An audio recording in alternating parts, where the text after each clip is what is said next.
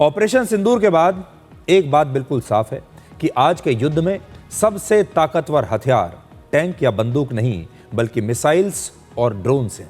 अब युद्ध करने का तरीका, युद्ध करने के हथियार बिल्कुल बदल चुके हैं और हाल में जो युद्ध हुए हैं उनसे यही साफ होता है कि जिस देश के पास मिसाइल से हमला करने की ताकत और दुश्मन के मिसाइलों को रोकने की ताकत है, यानी दुश्मन के हमलों को रोकने के लिए एयर डिफेंस सिस्टम है, वही देश युद्ध में जीतेगा।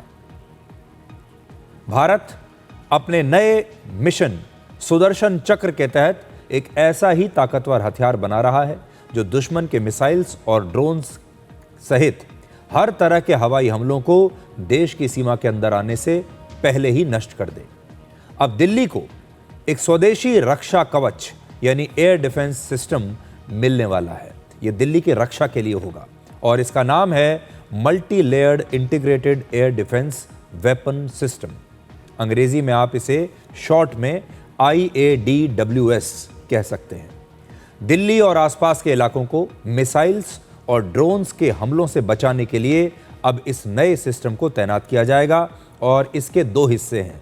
पहला, quick reaction surface to air missile, जो 3 किलोमीटर से लेकर 30 किलोमीटर की दूरी तक तेज रफ्तार से दुश्मन के फाइटर जेट्स, हेलीकॉप्टर्स, ड्रोन्स और मिसाइल्स के हमलों को नष्ट कर सकती है।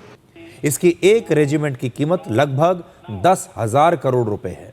और दूसरा भाग है very short range air defence system, जिससे 300 मीटर से लेकर 6 किलोमीटर तक की दूरी तक हवाई हमलों को रोका जा सकता है।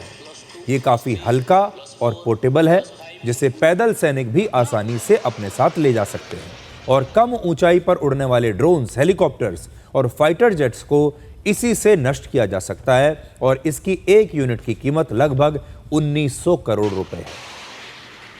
तो सबसे बड़ी बात यह है कि यह पूरी तरीके से स्वदेशी है, मेड इन इंडिया है।